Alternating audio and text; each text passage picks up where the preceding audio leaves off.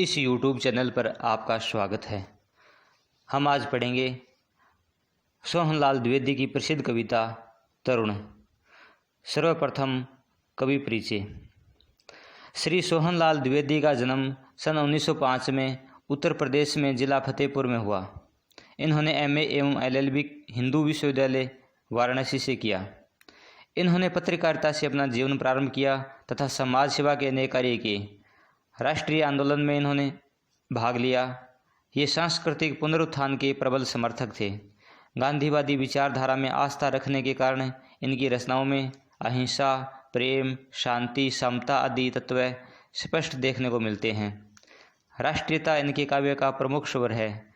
देश की प्राचीन संस्कृति एवं राष्ट्रीयता के प्रति इनमें जन्मजात स्वाभिमान एवं सम्मान का भाव है।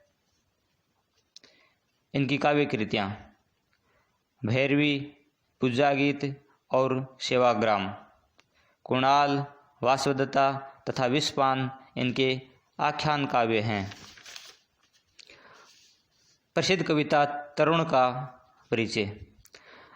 तरुण कविता में देश के नौजवानों में कर्तव्य बोध एवं प्रबल आत्मविश्वास की भावना जागृत करने का सार व्यक्त किया है। इस कविता का भाव यह है कि संसार में जितने भी सामाजिक परिवर्तन एवं लोक कल्याण के कार्य हुए हैं वे नौजवानों की अदम्य शक्ति एवं साहस से ही हुए हैं। कवि ने आह्वान किया है कि नौजवानों को अपने देश में तथा विश्व में सुख, शांति, समरसता एवं मानवता की स्थापना करने में अपनी शक्ति का उपयोग करना चाहिए। आइए अब हम तरुण कविता पढ़ते हैं। उठे राष्ट्र तेरे कंधों पर, बढ़े प्रगति के प्रांगण में, पृथ्वी को रख दिया उठाकर तूने नभ के आंगन में। तेरे प्राणों के ज्वारों पर लहराते हैं देश सभी, चाहे जिसे उधर कर दे तू, चाहे जिसे उधर क्षण में। कवि देश के नवयुवकों को संबोधित करते हुए कहता है कि हमारा राष्ट्र तुम्हारे कंधों पर उठे, अर्थात उन्नति करे और प्रगति के विशाल चौक या मैदान में यह आगे बढ़े। तुमने पृथ्वी को इतना उन्नत कर दिया है कि इसे आकाश के आंगन में उठाकर रख दिया है, अर्थात इसकी असीमित प्रगति एवं विकास कर दिया है। तुम्हारे प्राणों के ज्वारों पर अर्थात अत्यधिक प्रखर सामर्थ्य एवं साहस से विश्व के सभी देशों में उथल पुथल होती रहती है।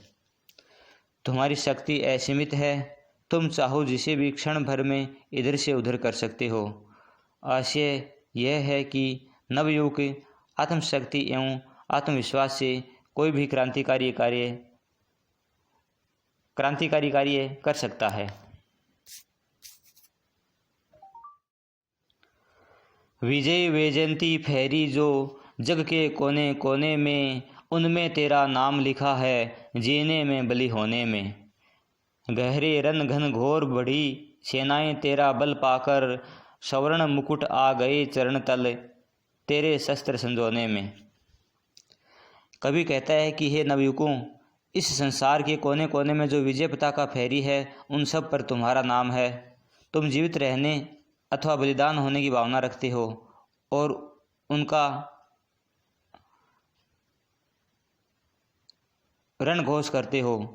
वह घोषणा या आह्वान ही तुम्हारे जीवन का श्रेष्ठ लक्ष्य है। तुम्हारा बल एवं साहस पाकर ही सेनाएं आगे बढ़ती हैं।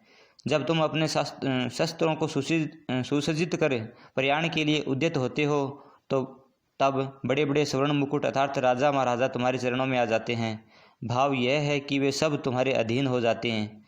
नव यौवन की अपरिमित शक्ति एवं साहस से सबको वश में किया जा सकता है। तेरे बाहुदंड में वह बल जो केहरी कटी तोड़ सके, तेरे दृढ़ स्कंद में यह बल जो गिरी से ले होड़ सके। तेरे वक्षस्थल में वह बल लोहा ले विष बाणों से, तेरे गर्जन में वह बल सौ में भी जीवन जोड़ सके।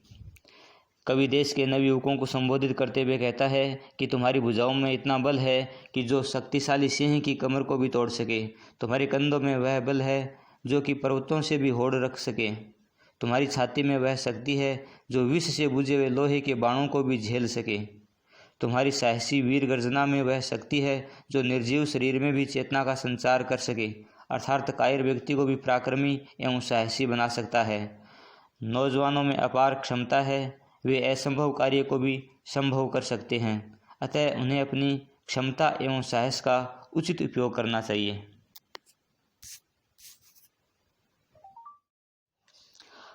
पर्वत को कंधों पर उठाना तथा बेजान में जान फूंकना मुहावरों का नौजवानों की शक्ति बतलाने के लिए सुंदर प्रयोग हुआ है।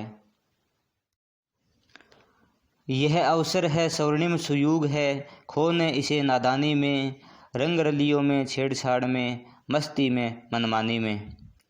तरुण विश्व की बागडोर ले तू अपने कठोर कर में, स्थापित कर रे मानवता बर्बर नृशंस के उर में।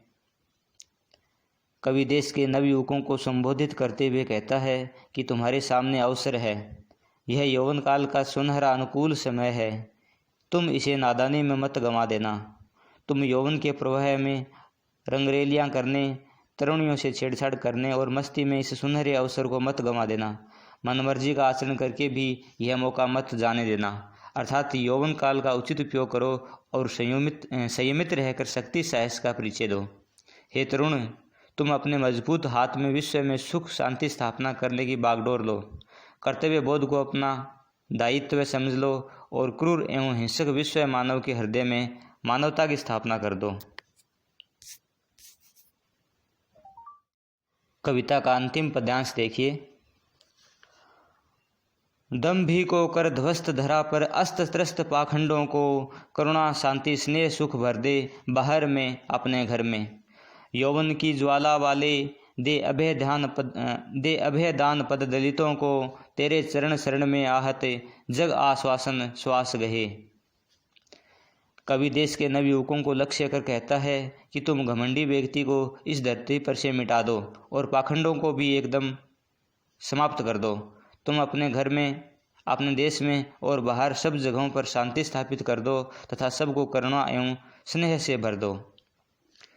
अरे यौवन की अदम्य उष्मा से मंडित नवयुवकों, तुम शोषित पीड़ित लोगों को अभय दान दो।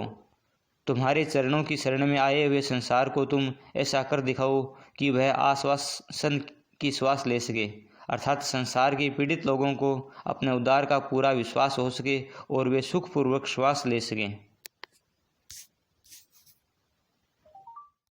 ऐसी ही देशभक्ति कविता सुनने के लिए चैनल को सब्सक्राइब करें। धन्यवाद।